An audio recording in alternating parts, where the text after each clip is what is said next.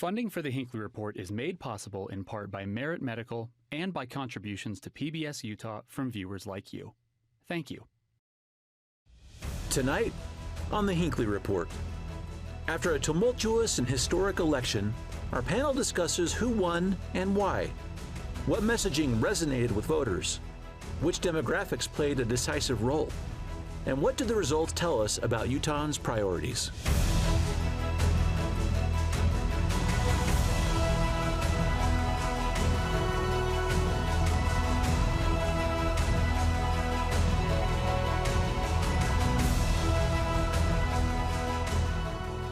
Good evening and welcome to the Hinckley Report. I'm Jason Perry, director of the Hinckley Institute of Politics.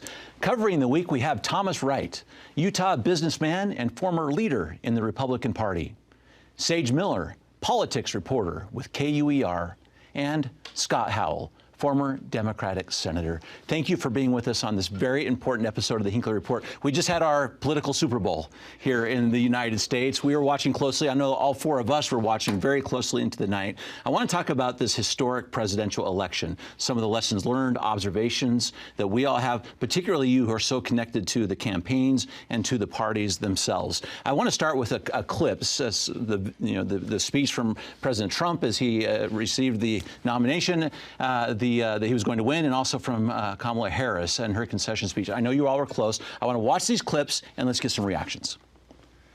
We're going to help our country heal. We have a country that needs help, and it needs help very badly.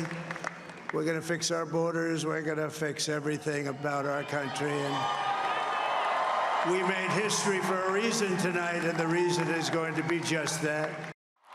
So let me say, my heart is full today. My heart is full today, full of gratitude for the trust you have placed in me, full of love for our country, and full of resolve. The outcome of this election is not what we wanted, not what we fought for, not what we voted for, but hear me when I say, the light of America's promise will always burn bright. Okay, let's break down this a little bit, and let's talk about the victory speech first for President-elect Trump.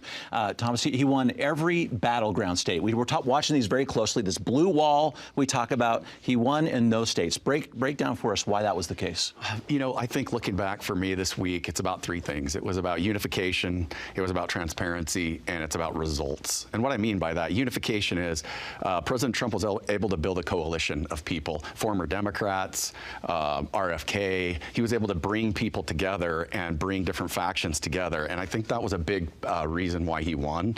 Second is, you know, the results. People look at the 4 years of under President Biden, they look at the 4 years under President Trump, and they care about results. They don't feel safe. The world's not as safe a place as it was. The border has been a huge issue. The Democrats chose to run more on abortion, where President Trump was talking about the border. People want to feel safe, and they want an economy that works for them. And under President Biden, the economy really fell apart. Unemployment was at a really high level, and inflation was crushing Americans' pocketbooks that are living, you know, hand to mouth, and they were just ready for a change. And then I think transparency was the big one for me, the third one, and that is you saw a lot of uncut podcasts. You saw President Trump and J.D. Vance out there. I didn't see Vice President Harris as much, and maybe I just didn't see him, but these long uncut podcasts where they're really talking about the issues, this transparency, voters crave it. They want to see authentic politics, and we finally saw it instead of these 30-second sound bites. Mm-hmm. Scott, break it down the Democratic side. Now, we were close to the Harris campaign, maybe had a view that very few have had. Well, for me, let me give you a timeline. I knew this campaign was over on Thursday, June 27th. That was when the debate happened. And everyone, if they're being honest with themselves, saw a Joe Biden that had aged, and his cognitive skills were not there. And from that point on, our party started to lose all vision. We had people fighting, saying, no, Joe's the right guy, he just had a bad night. That is so much baloney, and it really concerned me of what happened at that debate. Jason, you know, we held the vice president debate here, and we had Pence and we had Harris. They flew in, both of them came in a week before. And Harris had the Marriott Hotel, and they set it up as the stage. And she practiced all the time. So when she walked on the stage up here at the theater, she knew what that stage was going to look like. They drilled down on her, and I hosted her all over the state. She was breathing the air. She was here. What the handlers did to Joe Biden is one of the worst things in the world. They have him come home from a NATO meeting. He flies into Atlanta, where the humidity and the heat is overwhelming. He's out there in a crowd speaking to him, and then he has him go in and debate. His handlers were so bad. They showed the worst thing about Joe Biden you could ever imagine. And then the next thing that happened was July 13th, Saturday. Trump gets shot. And so he's up there saying, fight, fight, fight. And all of a sudden, things really turn bad. And then we move on, and the Democrats can't find a candidate. They're arguing internally. I'm getting calls all the time to say, are you still with us? Are you still with us? What I wanted to say is, no, I'm not, because he shouldn't be the candidate. But you got to be a team player, as Thomas knows, and I'm sure Sage.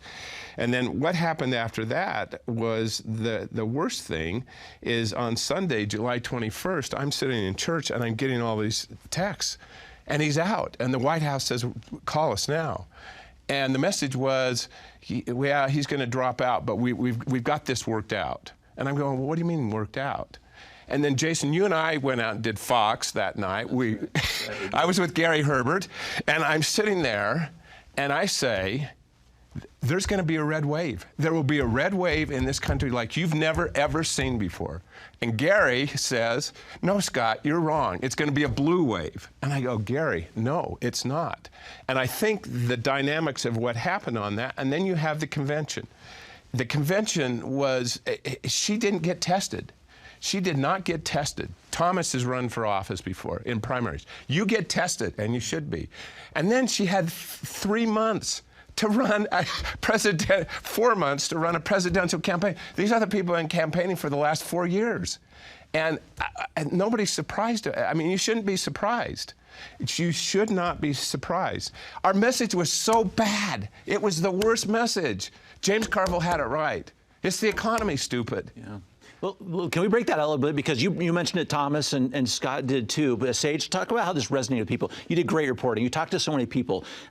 We had a couple of big issues, the economy and the border. Those seem to be things we're talking about. Talk about where maybe we missed it on, or some may have missed it on that economy. Well, I think with the economy, I just don't think the Harris campaign really had sound policy or policy really at all. I think they tried to say, oh, we're going to, give child tax credits, or we're going to try and help first-time home buyers, but that wasn't really as solidified as people are living through the tumultuous times of the economy now, and not having a really direct message of how that's going to change the moment that she gets into office. You have these grandiose plans. You also have to work with Congress on that, and they weren't doing a very good job at also securing the House and securing the Senate in order to get those policies passed. Whereas we saw on Election Day, they lost the Senate. The Democrats lost the Senate. That already makes it significantly harder to get any policies through the finish line. And then we haven't really called the House races yet, but that's looking like it's going to go towards the Republicans as well. So I think there was just people didn't really know where exactly Harris stood when it came to the economy. In places like Utah, where you do have,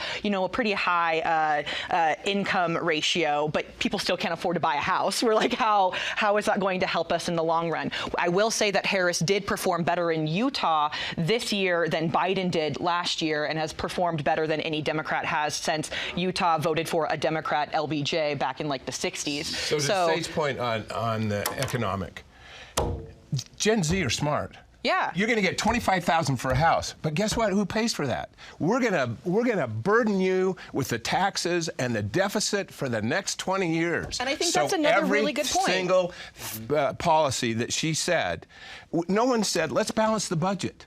Let's go balance the budget. No one said. Messaging. No one said.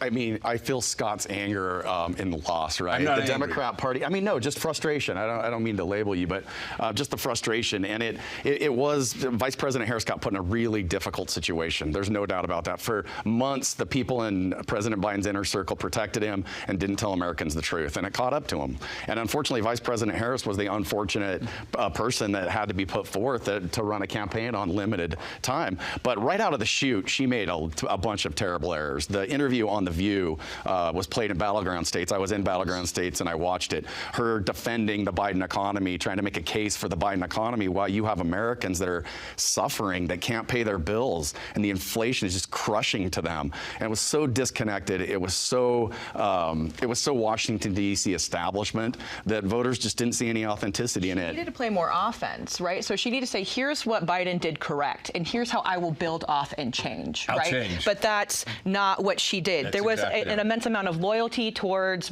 President Biden, which I understand. She has been next to him through this entire fight, but you do need to forward the narrative. And at some points, she didn't even have a narrative. And to your point, when it comes to Gen Z, I will say with a lot of the reporting that I've done with Gen Z and with younger millennials, it's that they genuinely do care about policy, right? Part of the reasons why they're not so turned on to Trump and why maybe they have more so this year is because of the policy aspect. They don't necessarily want to hear the mumbo jumbo when it comes around social issues very much. They want to know how you were going to get me in a home without asking my parents for a down payment. And let me tell you one thing about the Trump campaign. This was amazing. So I come from a tech background. Bringing on Elon Musk was brilliant. My Democrats were out on their ground game. They're out knocking on doors. They're doing a hell of a good job. In fact, they do 2,000 doors a minute is what it averaged. I sent a team out of Utah to Brooks County, Pennsylvania, and they'd give me a daily report. They ran their satellite office. What does Trump do? He goes on Rogan, has 48 million listeners. 48 million. You cannot knock on that. And this is what I was saying this earlier, is the Scott, this is the tech. voters. This is the cycle where voters want the uncut podcasts. You're going to have to go on and talk about the issues for 45 minutes to an hour without an advisor telling you what to say and without reading a teleprompter. And up till now, it's been soundbite politics. You go on TV and you talk your sound bites and you tell everybody what your advisors told you to say and what polled well in a focus group. And that's why I said that in the intro. That's what changed here. And Vice President Harris did not get out and do that. Well, but now Republicans have a really serious challenge because President Trump broke the coalitions. Yes, he did. I mean, he broke the coalitions. You've got women voting for Trump, which really decided the race. Latinos breaking in unprecedented numbers. And if Republicans can figure out a path to make good on the promises of the reasons why they voted for him, the Democrat Party has a serious problem because it was more than just a Trump victory. Trump built coalitions and broke the Democrat coalitions. So I have a bellwether. His name's Adam, and then I have another one named Renee. And I ask them all the time, what's the issues? They said, Scott, okay, we get abortion. We believe that there should be reproductive rights. But that's all we hear. That's all we hear. Abortion, abortion, abortion, abortion.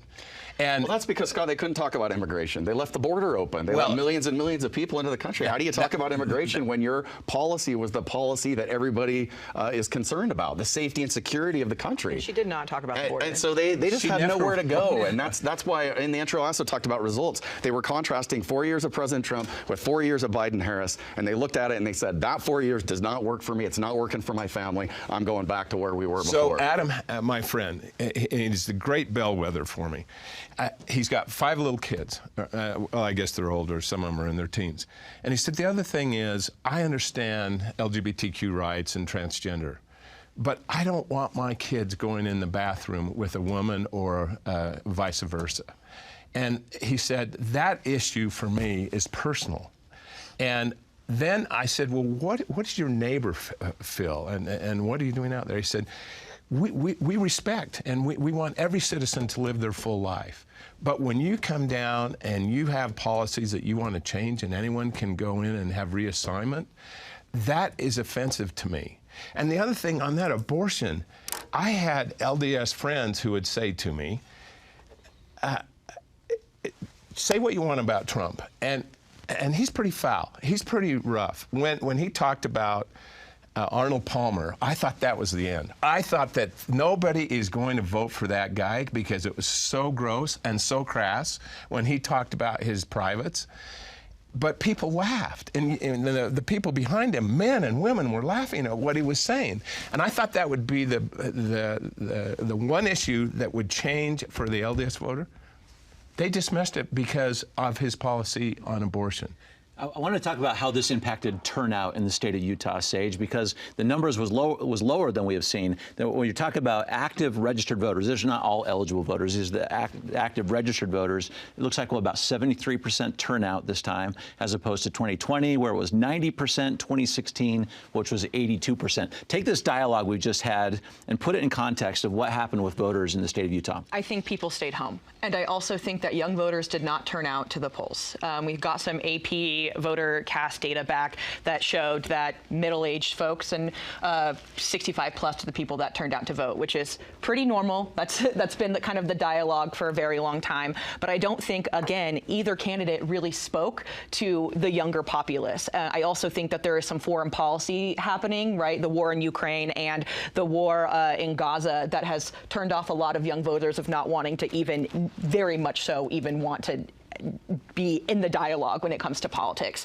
And I think that they feel kind of disenfranchised, right? When we talk about young voters and Gen Z and millennials wanting to hear about policy, how their lives are going to be better, and no candidate is really doing that. Maybe Trump's doing it more so than Harris, but is not necessarily always speaking to young voters. And we've heard this before, Thomas, that the GOP is struggling with trying to secure young votes as it is. So are Dems, even though Dems are more likely to garner that support. I just don't think that there was really much that people wanted to show up to the polls for. To say to your point, young voters, they care about the climate action, affordable education, and social justice. Neither candidate really talked about that. Correct. But that's what they were saying. And you never heard the vice president talk about climate. And it would have been such a natural. I mean, and that would have attracted, and not to be so far to the left on that, you know, it's whacked out policies and all that. Everybody's going to have a bicycle, blah, blah, blah. But that's one thing, that's the way you energize and engage that group. You talk about what they're interested in, but they didn't. They didn't talk about it a lot, but that's because I think voters were looking, saying, I can't pay my bills, or I'm struggling economically, and I'm worried about my safety. Yes. From the border, and in these wars around the world. I don't feel safe, and I can't pay my bills. And when people feel like that, that is what they're going to vote on.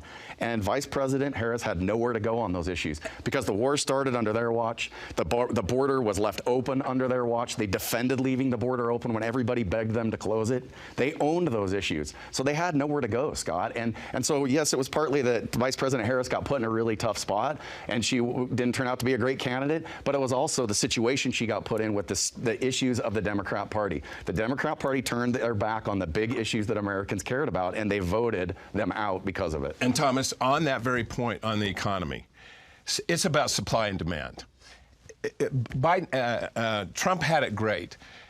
Gas was at its lowest price. Groceries were at its lowest price. Restaurants were lowering everything. Yes, they were, because nobody was going out. Nobody was driving. And so when the economy turned around, it all goes up. And grocers, I promise you right now, they said, we're going to make up for this. And we're raising the price of Frosted Flakes. We're going to go up $5 because during the pandemic, you didn't come in here and shop.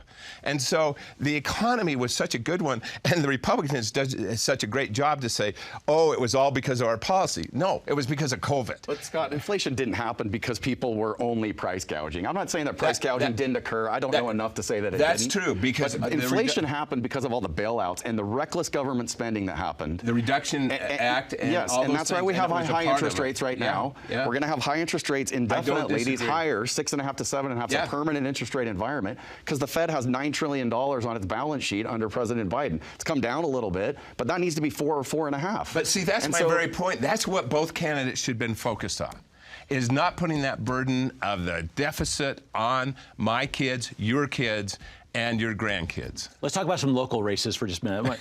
One is, I just kind of want to get some of the people who won in the state of Utah. Sage, talk about Congressman, now Senator-elect John Curtis. Very popular man. He's a very popular man. I think right now he has over 60% of the vote compared to Caroline Gleich, who is the Democratic nominee for that position. And something that I find incredibly fascinating about this race, while Harris and while Trump was not talking about climate, those two were. And in Utah, climate is a very interesting and very a priority topic here in the state because of our ski industry, because of our public lands, whatever it may be. People really care about climate here. And so I do think what this also means with a Curtis win, as he started, was like the co-chair of the Conservative Climate Caucus. Yeah, and that has helped. And he even said it himself. He's like, I think a huge success is having 85 Republicans in a room no longer denying climate change is real. And he's like, that is a huge win for us to even start to begin to understand the conversation of how we combat climate change through a conservative lens. So we had that in the bucket for him. But additionally, I think that people really did appreciate Mitt Romney's pragmatism in the Senate, and that is now being replaced with Curtis. And if you hear Curtis talk, he says, I'm not going to be a Mike Lee, and I'm not going to be a Mitt Romney. I'm going to be a John Curtis. And so, but I do think that he's going to carry on some policies over to the Senate and some of the coalition building that he has already occurred. So I think when it comes to Utah's position in the Senate, you're not going to see much of a difference between him and Mitt Romney. And I think it's going to be a lot of the same. I don't know if either of you guys disagree Caroline, with me. I have to say, she's a great candidate. She is a wonderful person. She's an achiever. She's 38 years old. Don't think the door's closed on her. No. Now, she told me it's not. For I talked me, to her on election night. For me Yeah. personally, I grew up by John Curtis. We've known each other forever. And I was the Democrat that got him to run for the state Senate down in Utah County. So when that guy, whoever he was debating, kept saying, he's a Democrat, I wanted to raise my hand and said, yeah, I recruited him. I'm the one that did that. And, you know, John only lost. Scott held Don Corleone of the Democrat Party. John only lost by 55 votes, and it was really interesting. But John Curtis will represent and do a great job for our state. John is going to be a fantastic U.S. Senator. He's a consensus builder. He's likable. He works hard. He understands the issues. He is a great brand of republicanism where he's fiscally conservative. He understands those issues, but he's also willing to talk about issues that Democrats have previously said, these are our issues, and Republicans weren't willing to talk about them. So he's going to be a fantastic senator. He's a great addition to our delegation, and I'm just couldn't be more thrilled that he's Thomas makes a really important point here. To our people, those people that are in that Republican Party used to be our people. That's the middle class, hardworking. That's the union person that's out there sweating away. And for somehow we have lost them. We have abandoned them. It's like Thomas said earlier, it's a very elite clique back in D.C. that it was giving direction to Kamala. Because she didn't come out of touch, Scott. They're out of touch with everyday The Democrats Americans. have an identity crisis like the Republicans did in 2020. Like, y'all got to figure it out. Yeah. Well, look at the electoral map. It's blue on the edges and it's red in the middle. Like they don't understand what's happening in this country. And also, every single state has shifted red. Every single during this election, almost every single state has shifted more to the right than previously seen. Utah was actually an interesting phenomenon where we didn't. We essentially stayed the same. We shifted probably a little bit to the left. Because the turnout was a little lower. Because turnout was a little bit lower, and Salt Lake County is getting more blue. Yeah, turnout was lower because I don't want to go stand in the cold in Utah County for 5 hours with this guy. I don't know who that guy is. He shouldn't be in Aaron Davidson, whatever his name is. I mean, that was Utah crazy. County, but that was my point earlier, Scott, is the Republicans have done a great job in this election cycle of building coalitions. They're getting union voters. They're getting a disproportionate amount of Latinos. Latinos are coming home to the conservative policies that have made this country great. Women were voting for republicanism because they're not able to buy their groceries and do the basic things that they need to do in their life, and they don't feel safe. I had a conversation with some of our labor leaders, and they said, Scott, we work with all the Republicans here because Democrats can't do anything. And it's a sad commentary. And when you look at who they supported, it's a reality. You are both absolutely right. We have to have some soul searching, and we have got to get back. But I want to get to two more races really quickly. I want to talk about the congressional races, except we do have a new member of Congress. Mike Kennedy has taken the spot of John Curtis. Blake Moore, Celeste Malloy, Burgess Owens, all won with pretty serious margins.